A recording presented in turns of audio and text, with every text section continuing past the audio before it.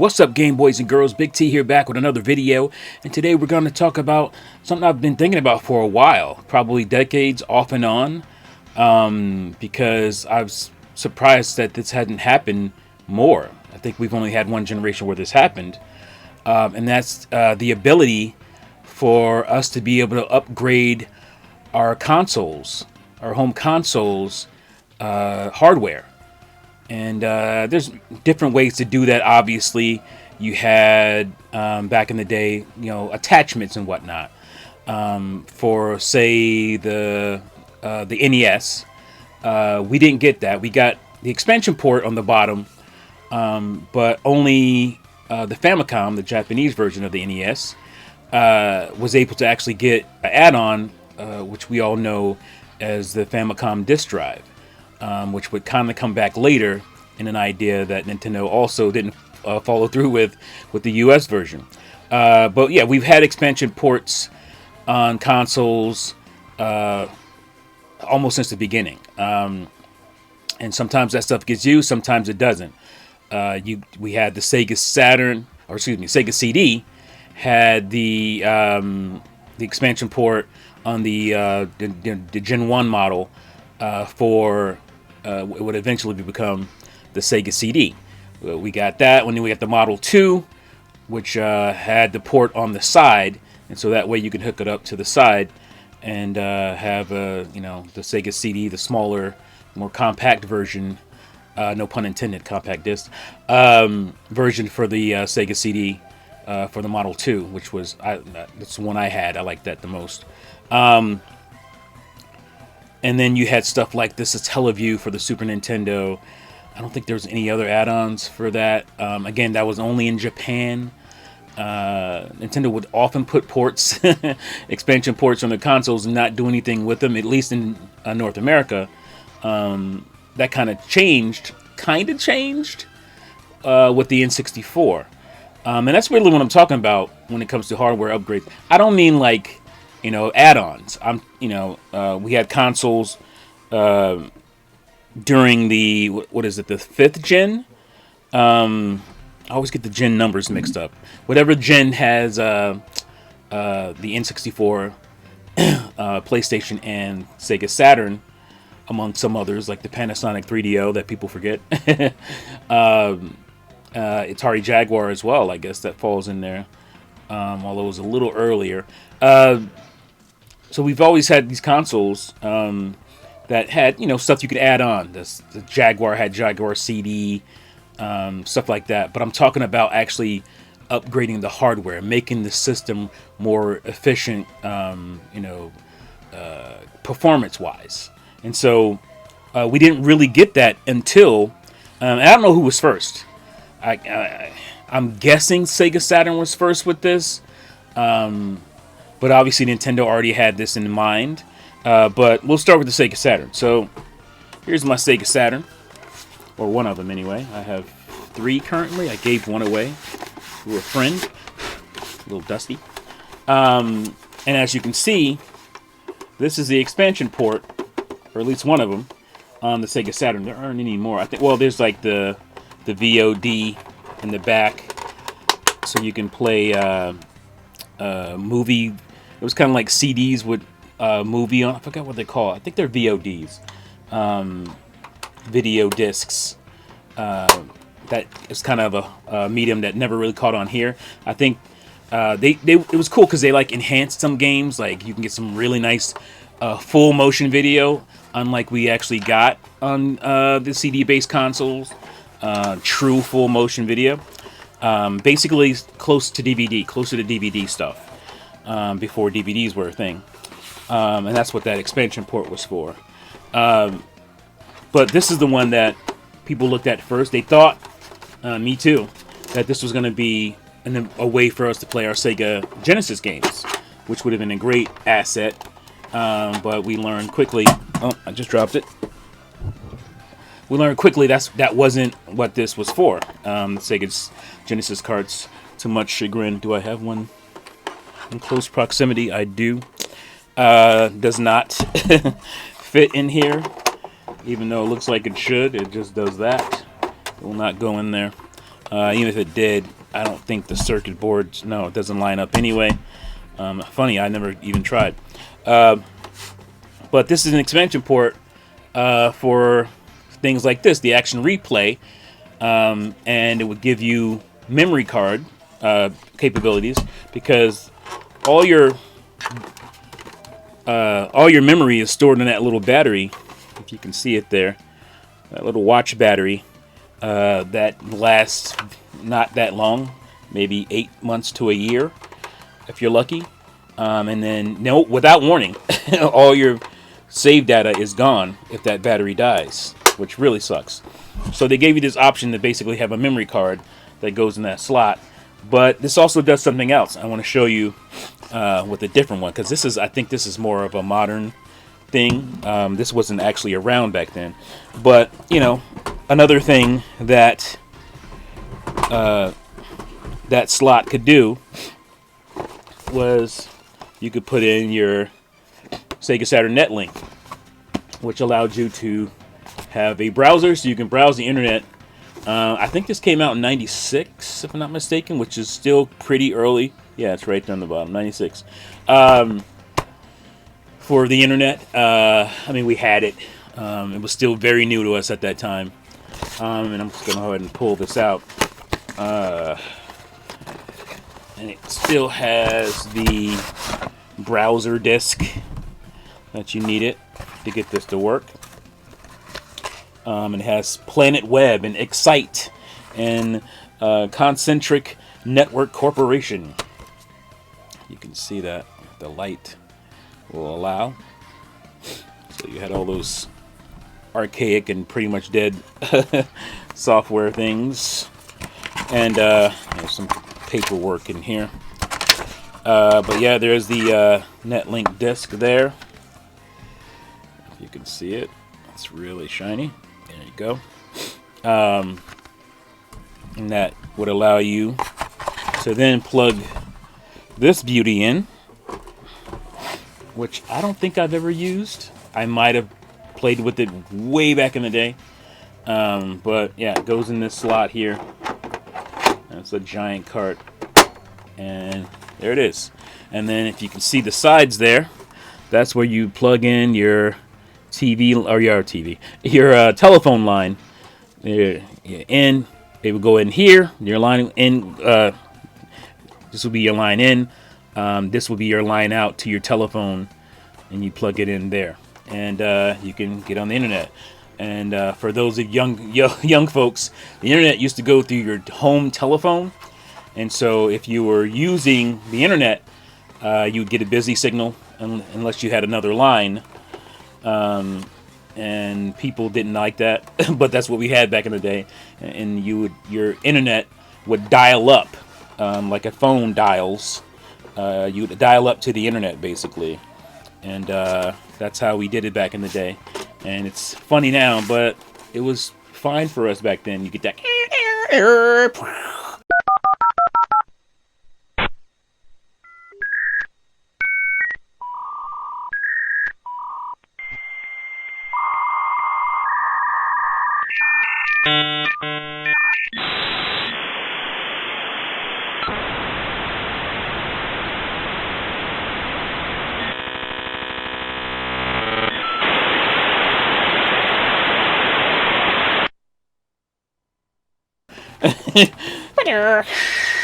kind of sound. But yeah, so that's what we got. But the Saturn was a very cool console. That's probably really loud because I was leaning right on the mic when I said all that. Sorry about that. Because what Sega wanted to do with it initially was have a, arcade perfect home console. They were always striving to that. They finally got there, I think, when it came to the Sega Dreamcast.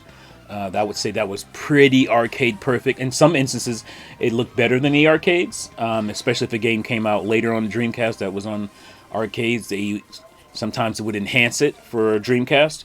I'm thinking Soul Calibur was one of those types of games. I think Soul Calibur looked better on the Dreamcast than it did in arcades.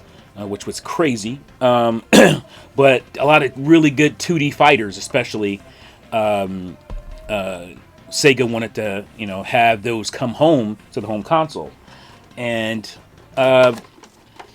the the hardware that the system came with was very capable, especially with 2D and 2D sprites. It was actually less capable or less built for 3D stuff, even though it eventually showed some amazing 3D stuff.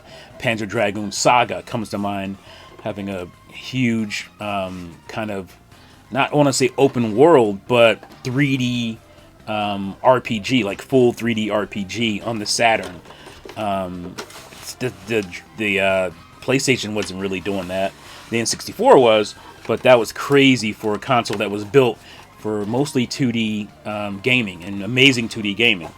And then that's, the story. They went back in and added another chip for 3D to make the 3D better on this console, and that's what made it notoriously hard to program for, because it wasn't really built, in a more streamlined way. But yeah, so a lot of those 2D fighters, your Street Fighters, your Marvel versus Capcom, that kind of stuff was really demanding, even with the really good hardware that the Sega Saturn provided. So you could expand your RAM. And I don't know, again, I don't remember who was first. I don't know if I'm going to find a date on here as far as when this came out, because I cannot remember off the top of my head. I want to say this was 97, but I don't know.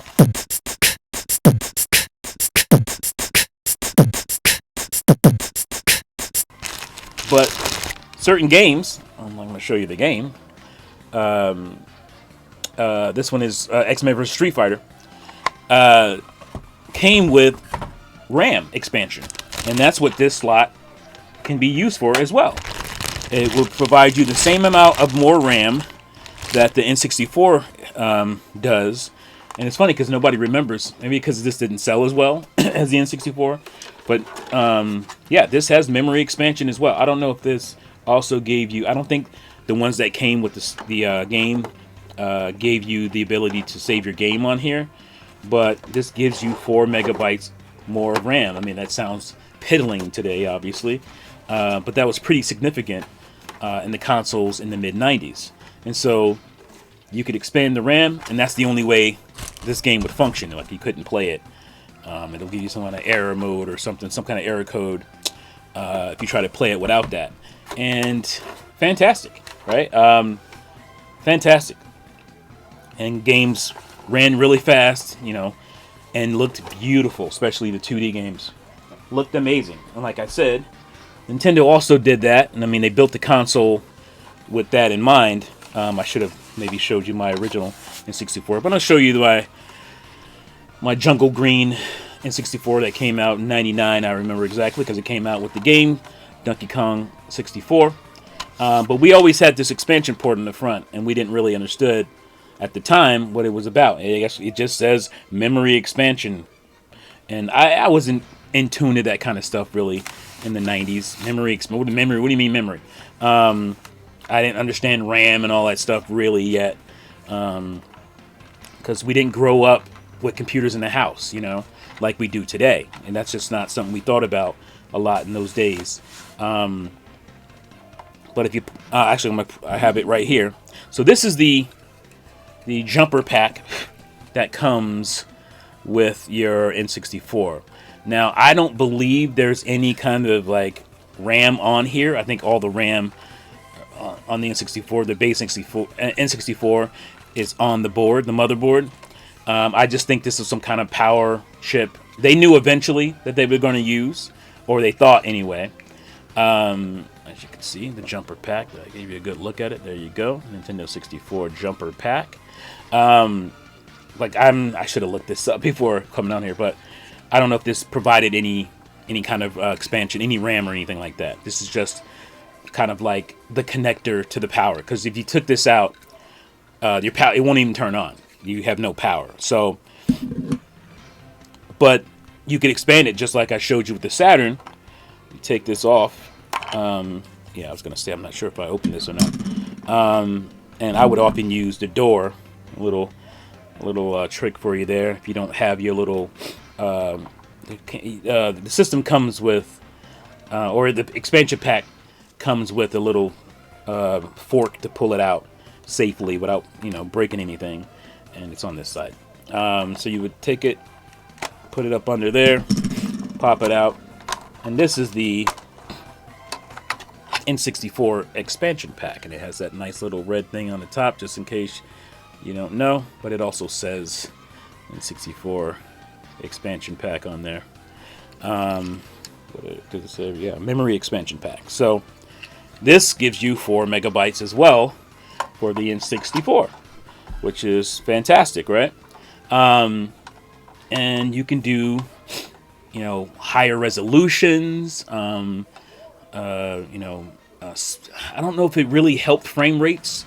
I think it did, but notoriously, well, at least anyway, that's what people were saying, is the expansion pack for Donkey Kong 64, because it's required. The expansion pack fixed a bug. I don't know, some magically just fixed a bug that it was a crashing issue with Donkey Kong 64, but that rumor has kind of been debunked by people at Rare, or ex-Rare people, as to not being true. They just always, had planned on the game having an expansion pack, because you look at the textures. Donkey Kong 64 looks significantly better than most of your base N64 games. I can't think of one that has better color and texture and lighting than Donkey Kong 64. That use expansion pack. I just can't think of any that any games that don't use the expansion pack that look better than Donkey Kong 64. There aren't any. And there are not many games that look better than Donkey Kong 64, expansion pack or not. It's very few. It's a very good looking game. People have their complaints about it, but the visuals is not one of them. I remember thinking, man, these graphics look really nice. And you can tell what the expansion pack does on that. And then you have games like Perfect Dark, where most of the game you can't play without the expansion pack. You don't necessarily need it, but you do if you want to play the base game. Because I think you can only do multiplayer or something without the expansion pack. But yeah, it gave you better quality resolutions and stuff like that.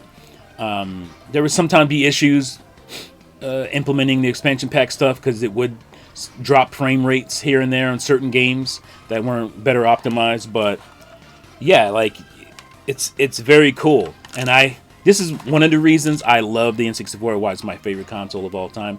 It's because of all the things that it could do.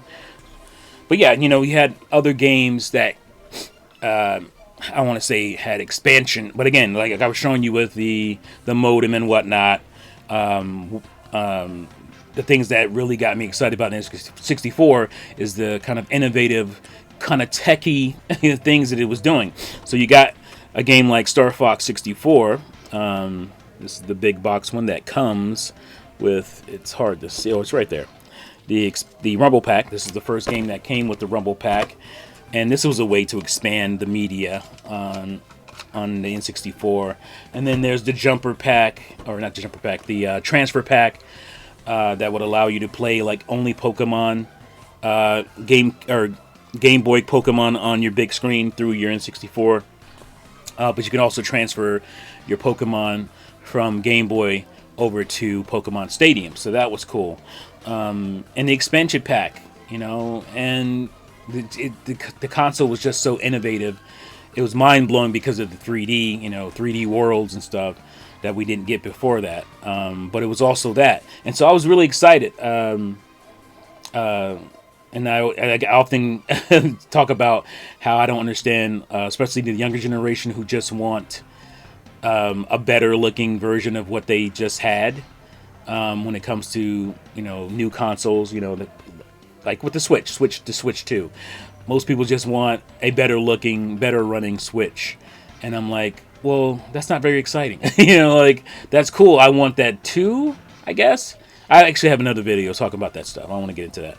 But that's what that's what got me really excited about the N64. So I was thinking, this is going to be a normal thing. Like every game console going forward, or maybe most of them, is going to allow me to do that. Just to swap out the RAM or add more RAM to the system, because it was so easy in the N64 and on the Saturn.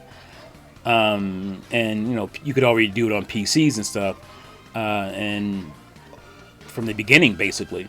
And I thought consoles would definitely do that, but I don't know if it was a logistics thing as far as having to program for, games that had extra RAM or consoles that had extra RAM, versus people that just had the base console.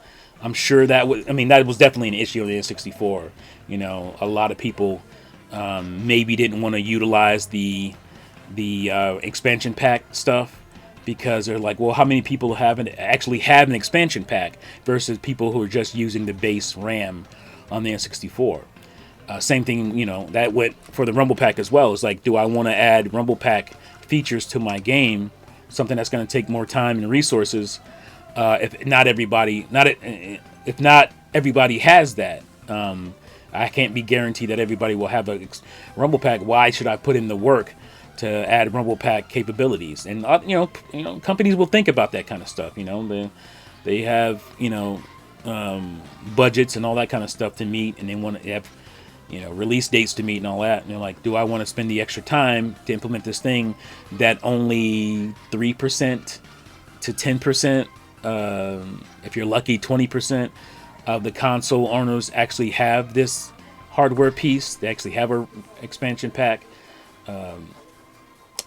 That's the kind of stuff that they would face. And so I'm guessing, as budgets got bigger and studios got expanded and needed more employees to make games, because games are getting bigger and more expensive, I just think that became a burden. Something like that will become a burden. It's like, we have to build our game to scale for all these different, things already, especially today. You got all these things come out on Steam and GOG and all the three consoles manufacturers, the major three, and they have to make stuff for everything.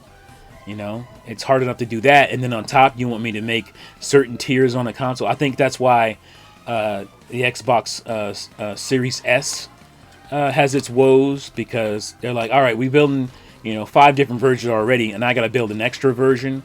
Or at least, I have to account for less RAM in this version. That might be a thing. That might be trouble for studios who are already spread thin. So I can understand that. I wish it wasn't that way, but that's probably just the case. That's probably the main reason that home consoles stop doing that. It's a convenience thing. Most people, people upgrade their hard drives and stuff on consoles all the time. They add SSDs and whatnot. They'll swap them out to bigger ones. That's a little bit more tedious on the Xbox Series. It's pretty easy. All you got to do is put in expansion memory, not memory expansion, hard disk expansion slots. They have, it looks like a memory card. Just pop it in. The problem with those is that they're for so long they were like really expensive or extra expensive, but they're super convenient. It's just, I don't have to open my console up. I just slide it into basically a memory card slot, and now I have another terabyte or another 512 gigs or whatever. So it was a very easy thing for, again, a lot of people. But again, even on that extent, how many people have that? How many people, in the percentage-wise, actually did that to their consoles? Probably not that many. So I understand it. I wish, it was kind of a thing. I think it would quell a lot of the more hardcore, like, graphics hoes who play their consoles and want the best of the best of the best. And wouldn't that be better if I could just upgrade the RAM instead of having to buy a whole new console? Like, especially like if you're buying a PS5 Pro, you're spending $200 more. Wouldn't it have been nice to be able to just like slap some RAM in there easily, to have a more pro experience, quote unquote pro experience? I think that would have been cooler. So or easier, and obviously cheaper. So, yeah, that's my video. That's just something I was thinking about. What do you guys think? Would you want that? Would you want memory expansion slots to be a thing in current home consoles? I think it could be cool. Obviously, I understand the setbacks for it, but it would be really cool. I think for the people who really want to utilize that, and have it optimized by the studios. But yeah, that's my take. Let me know what you guys think in the comments below. Thank you again for watching and listening, and see you fools next time. Make sure you subscribe.